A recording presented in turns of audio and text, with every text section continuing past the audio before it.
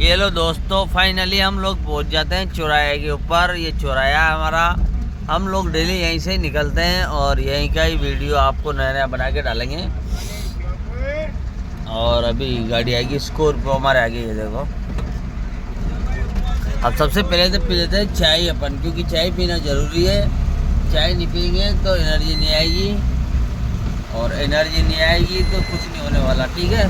तो हमारी फेवरेट जगह चाय की होटल जहाँ पर है, वहाँ पे चाय पी लेते हैं पहले, फिर उसके बाद में करते हैं अपना जो कर्म है डेली, वही कर्म करते हैं। ओके, दिखाते हैं आप सभी को चाय की दुकान। ये आ गई चाय की दुकान।